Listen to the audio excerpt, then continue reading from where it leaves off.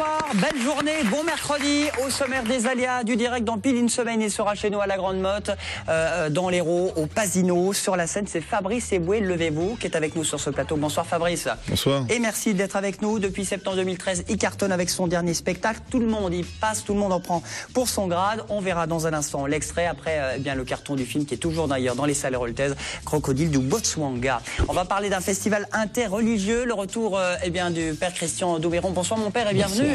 Merci. Festival interreligieux, juifs, chrétiens, musulmans, pas de frontières. C'est la 15e édition, samedi et dimanche, entre le Zénith de Montpellier et la salle Molière à Montpellier, avec un certain Manuel Job qui sera sur scène, qu'on verra et on va en parler dans un instant. On va parler également avec Anthony Garocho. Il est en 3e année de ciné. Il organise un projet, un long métrage, mais c'est un financement participatif sur le site Tous Coprod. Ce projet participatif qui est appelé 5 rue de l'Alma, et on va en parler également avec Lucas parce que vous faites partie de ce projet. C'est la dernière ligne droite pour appeler les téléspectateurs à miser, à donner un petit peu d'argent pour réaliser, vous manque quelques euros pour réaliser ce long métrage dont le tournage va se dérouler dans l'Hérault. Ophélie pour Gare Motion, ça va Ophélie? Très bien, et vous? Oui, belle soirée mardi prochain au Kinépolis à Nîmes. C'est ça, pour la cérémonie de remise des prix du concours Gare Motion. Voilà, Conseil général du Gard pour ce concours de Pocket Film. Voilà pour le programme, et puis notre ami Clément pour la chronique Fighting. On ira faire un petit tour à droite à gauche, un petit peu partout dans la région.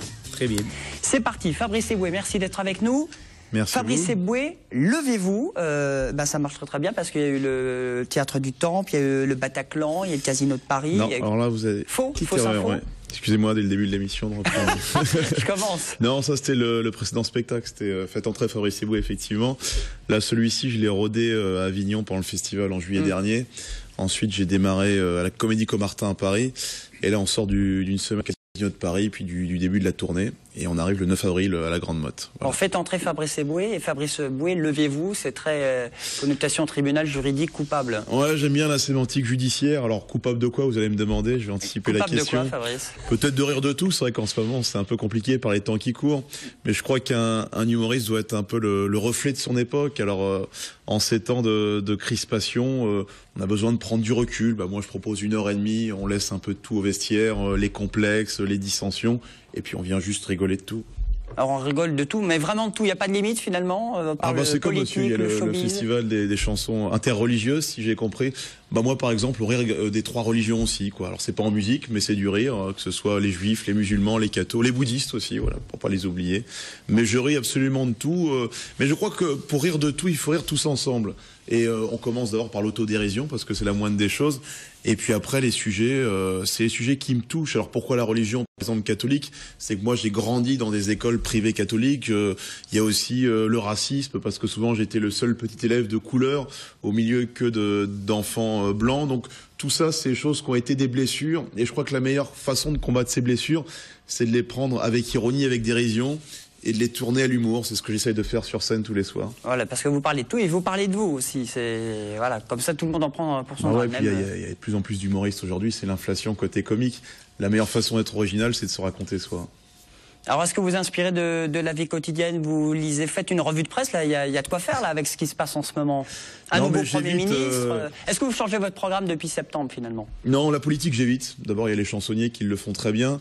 Et puis, c'est vrai qu'avec la multiplication des émissions, que ce soit à la radio ou à la télé, on connaît les guignols, ils le traitent au quotidien. Et le problème, quand tu commences à traiter l'actualité dans un de tes spectacles, c'est que rapidement, un mois plus tard, ça veut plus rien dire ou ça correspond plus à l'époque. Donc, j'évite les sujets de trop actualité.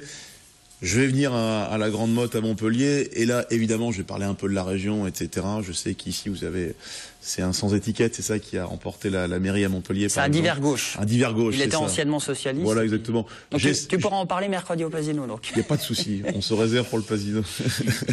Et quoi d'autre, par exemple? Il y a toujours un côté local. Je sais que vous êtes à Toulouse après, vous faites en fonction de la région? On essaie d'adapter. Mais ça, c'est la grande escroquerie des comiques qui vont te dire chaque spectacle est différent. Ils aiment bien faire ça. Ouais, bon, ça, c'est un peu pour vendre. Bonsoir Montpellier. Exactement, voilà, j'ai adapté. Non, t'as toujours les 5 premières minutes où tu parles un peu, tu te renseignes, tu demandes s'il y a un patelin un peu spécial, est-ce qu'il y a des potins en ce moment dans la région. Après, tu passes vraiment à ton spectacle quand même. Bon, vous parlez aussi des faits divers, notamment Pistorius.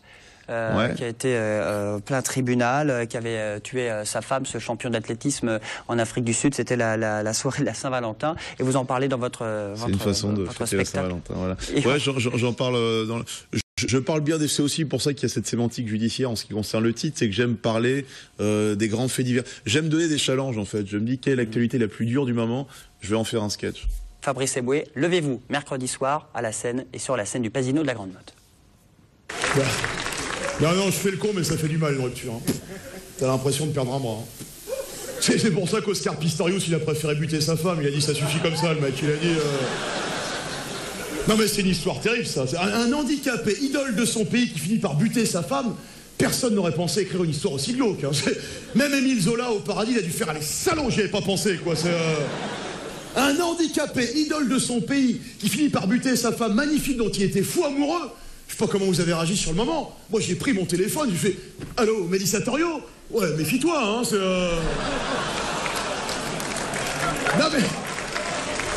Non mais apparemment, la femme de Pistorius, c'était une grosse garce. Elle le trompait dans tous les sens. Elle voulait encore sortir ce soir-là. Pistorius, il en pouvait plus, il pète un câble. Tu sors plus, j'en peux plus, tu sors plus. L'autre, en grosse garce qu'elle était. Ah ouais, je sors pas. Et qui c'est qui va m'en empêcher, c'est toi? Eh ben, pour ça, il faudrait peut-être que t'aies tes jambes. Elle file dans la salle de bain. Pistorius, il essaye de la poursuivre comme il peut.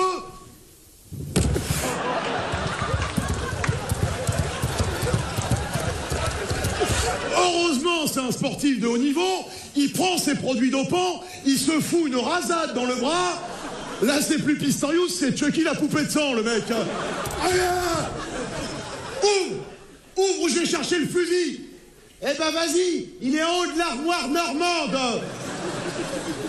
Pistorius, il jette ses dernières forces dans la bataille, il tente d'attraper le fusil en haut de l'armoire, le fusil tombe, le coup part 4 fois.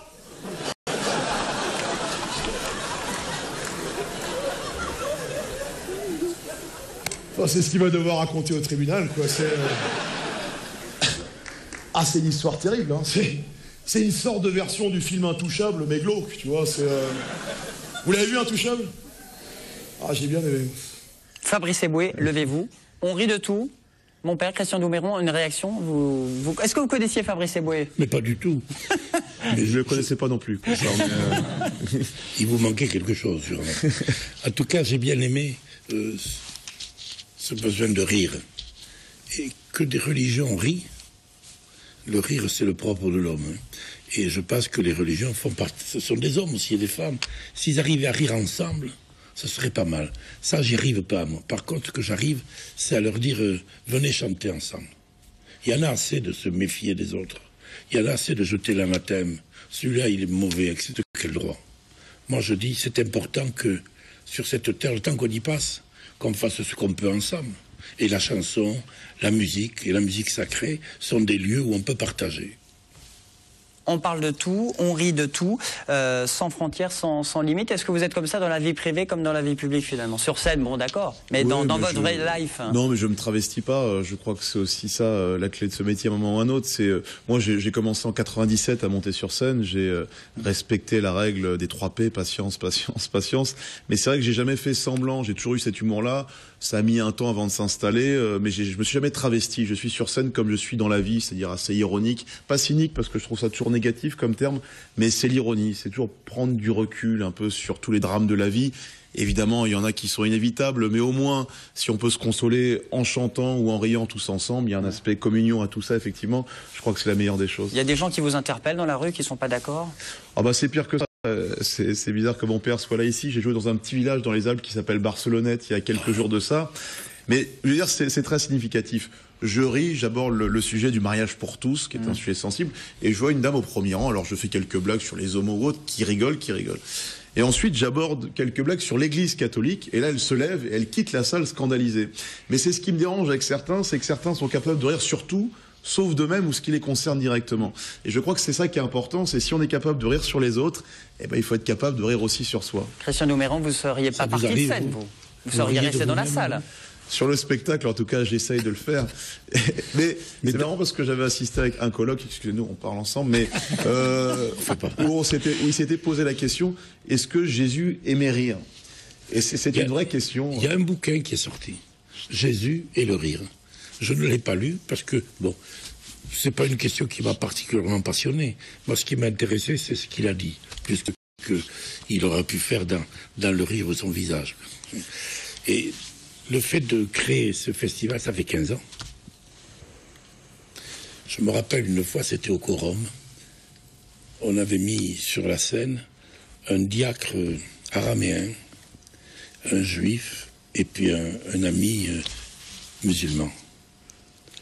Ils ont chanté chacun un peu, puis ils se sont mis à chanter ensemble. À la sortie, j'ai vu des personnes qui pleuraient. C'est quand même extraordinaire, quoi.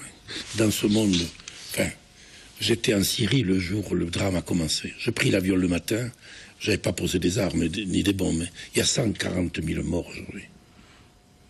De quel droit? Alors si tous ceux qui ont un idéal pouvaient dire arrêtez, moi je veux bien qu'on parle du plan de solidarité, etc. Tout ça c'est bien. Mais il y a des hommes et des femmes qui meurent aujourd'hui, il y a des enfants qui crèvent. Et puis on est là comme ça. Si ceux qui ont un idéal spirituel, et je m'adresse à eux, s'ils acceptaient de dire non, mais pas continuer ça. Essayons de nous reconnaître. Tu es blanc, je suis noir. Tu es bossu, je ne le suis pas. Mais enfin, vivons ensemble. Et vivons ensemble pour la musique, pour votre festival, 15e édition, interreligieux, des musiques sacrées. Alors là, toutes les religions sont représentées d'ailleurs, oui. avec les religions qui seront là, les religieux, mais également leur musique, leurs instruments, samedi, dimanche, pour deux, trois concerts. Alors, on a un concert qui est un peu une perle. Ça se passe à la salle Molière, et nous avons une cantatrice coréenne qui chante sa foi, puis nous avons un juif et un musulman. Ils vont chanter une partie, puis ils vont chanter un truc ensemble après. Ça, c'est samedi. Samedi, au Zénith, à Salle Molière, à 16h30. Et puis alors, le grand moment, on est un peu fou, hein, parce que nous, on n'est pas très fort pour organiser. Mais on est au Zénith. Et là, c'est un tourbillon. Nous avons, bien sûr, Emma Job, que certains connaissent. Hein, puisque... The Voice. Hein? The Voice. The Voice. Là, il est en finale. Et c'est un garçon que je connais depuis très longtemps, qui est un gospel. Il y aura 50 gars qui vont chanter avec lui. Et ce qu'il fait est assez extraordinaire. Et puis nous aurons aussi un ensemble vocal de Montpellier qui va chanter un Gloria de Vivaldi. Voyez un peu. C'est un peu différent. Ouais. Ah, je ne suis pas 50 sur scène, c'est sûr. On a un groupe de Meknes aussi qui vient chanter. Et on terminera par un moment de recueillement avec Dorota, la violoncelliste de l'orchestre de Montpellier. Il n'y a pas d'orgue en fait, Christian Douméron, parce que c'est la musique sacrée, mais c'est l'instrument quand on va dans les messes, dans les offices. C'est d'abord la voix. Essentiellement la voix. Bon, il y a des instruments qui accompagnent, mais il n'y a pas d'orgue, non. Alors, le Zénith, on a téléphoné tout aujourd'hui, ça téléphone, est-ce qu'on réserve les places, etc. Bon, il y a eu des places qui ont été prises par la FNAC, mais maintenant, il suffit d'arriver 1 heure avant au Zénith, c'est-à-dire à partir de 15h30 dimanche après-midi. Et vous avez un concert qui va durer à peu près 2 heures. Et c'est dimanche, c'est un sacré challenge, hein, c'est bien, parce que jusqu'à 7000 places, d'habitude c'est dans une cathédrale ou dans une église, entre 8, 10, 12 euros, entre samedi et dimanche, samedi à Montpellier, mais aussi à la Devèze à Béziers, et puis dimanche au Zénith de Montpellier avec mon père Christian Douméron. Merci beaucoup. Mon père, vous restez avec nous? Je ne chante pas, qu'on rassure les gens. Hein. Qu'est-ce qui se passe? Je ne chante pas sur la scène. Vous ne chantiez pas? Ne dites pas avec le père Douméron, parce qu'ils vont dire, celui-là, il ne nous intéresse pas. Mais s'il a bien vendu, il a bien vendu. Qu'ils viennent écouter les artistes, je crois, ça sera un bon moment de communion.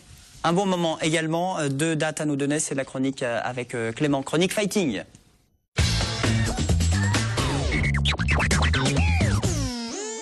Et on va parler combat, toi tu nous emmènes à 7, ce sera le 12 avril. À la salle Pinto. Alors qu'est-ce qui se passe? C'est pas des musiques sacrées, hein? C'est pas pareil, c'est totalement différent. J'essaie de convaincre Fabrice que je combatte mon événement au Pasino qui revienne un peu plus tard. J'ai trouvé quelqu'un, j'ai un russe de 120 kilos qui fait à peu près 2 mètres. Mais bon, j'ai vu qu'il était costaud, je le voyais plus petit en tout cas à la télé. Je sens qu'il m'a pas suivi depuis tout à l'heure. Ouais, c'est ça, c'est pour ça. Je me suis mis un peu loin de lui. Donc en fait, voilà, le 12 avril, il y a un grand copain à moi, je sais à chaque fois tu me dis que j'ai beaucoup d'amis, qui s'appelle David Belvisi, qui organise un très bel événement. Donc à 7 ans, en boxe thaïlandaise. Donc la boxe thaïlandaise, c'est le sport que tu pratiques depuis des années, Julien. Exactement, ça marche. C'est-à-dire on boxe avec les poings, avec les pieds, avec les genoux et avec les coudes, d'accord? sur les coudes, on a des coups d'hier. Et il y a beaucoup de très beaux combattants de la région. Par exemple, il y a l'équipe de Fight Impact à Narbonne qui sera présente. L'équipe de Prana et d'Explosif, donc de 7. Vous aurez également l'équipe de Panichak à Fabrègues, l'équipe de la Bonne École à Montpellier. Donc il y a beaucoup de participants de la région. Et il faut encourager ces manifestations, surtout quand on sait ce que c'est d'organiser un spectacle qui soit sportif, culturel ou humoristique. C'est très difficile et très stressant.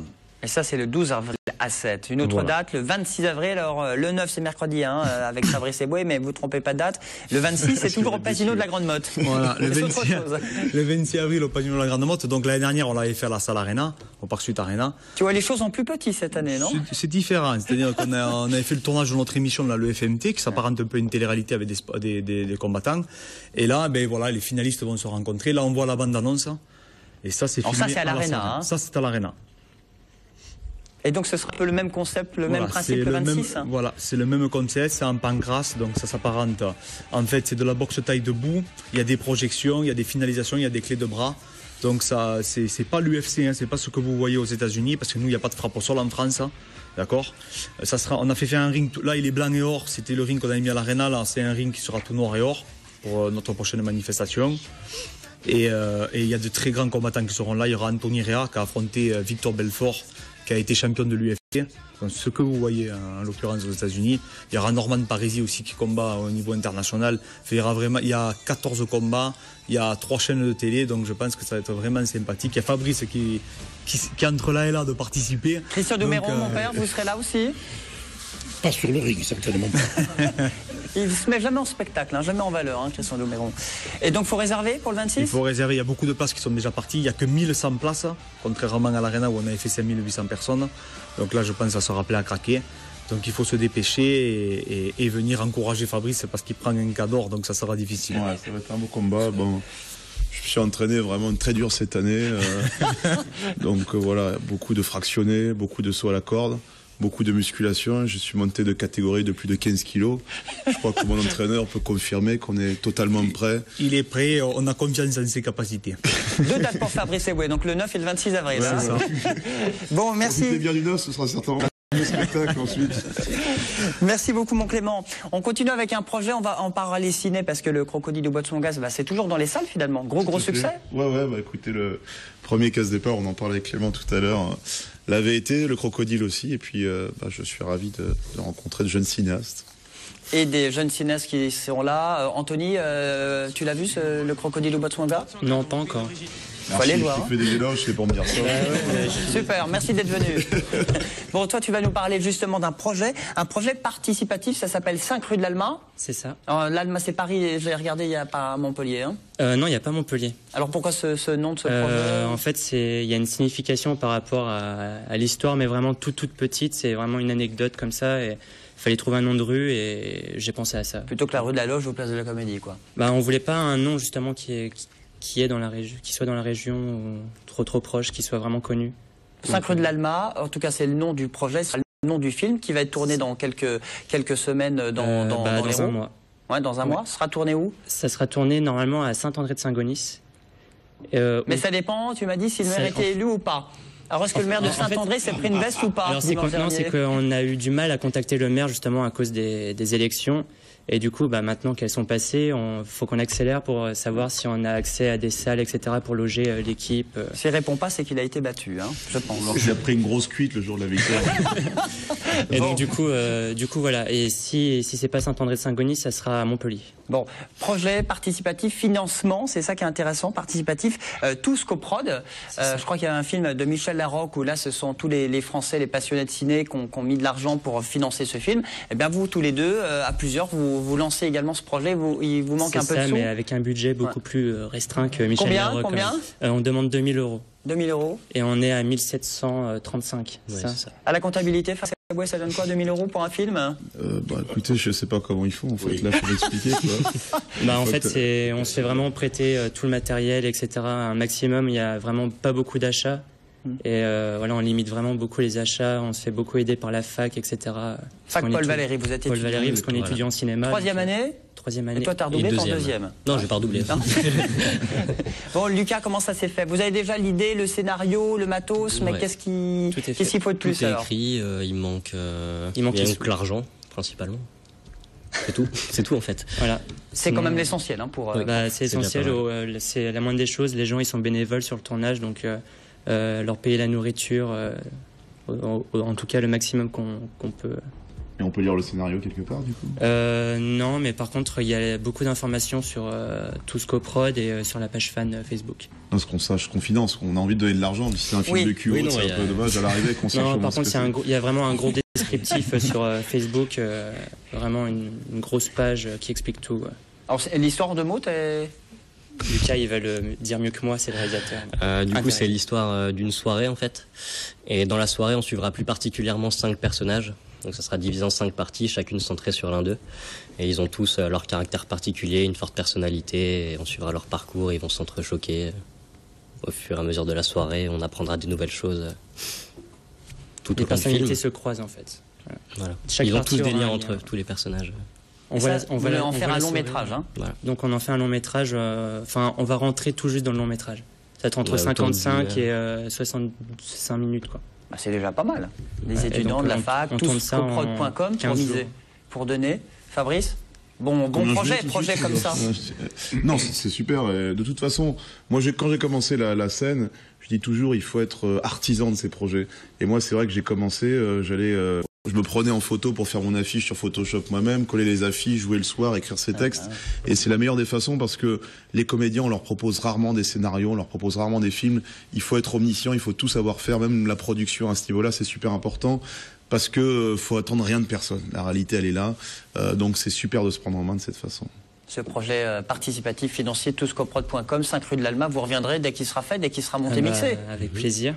Et puis tournage soit à Saint-André-de-Saint-Gaudens ou Montpellier, suspense. C'est ça.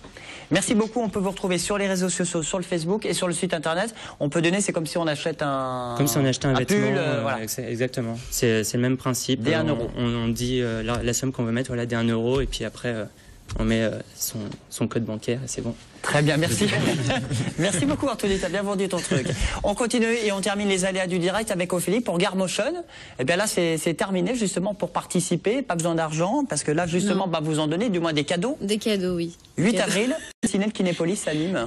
Oui, donc le concours s'est terminé le 19 mars. On connaît déjà les lauréats des prix du public. Voilà, qui sont trois jeunes garçons dans les catégories 11-15, 16-20 et 21-25. Et puis pour le reste du palmarès, ça sera rendez-vous le 8 avril au Kinépolis, même si le jury a déjà délibéré à l'ouverture du festival Itinérance, vendredi dernier.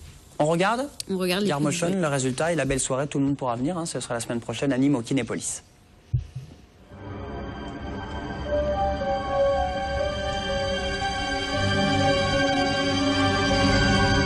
Et oui, c'est bel et bien Dorian Clément qui était le président de la République française avec 51,90% des voix. Gertrude, je suis président. Félicitations à notre nouveau président de la République. Et tout de suite, un discours.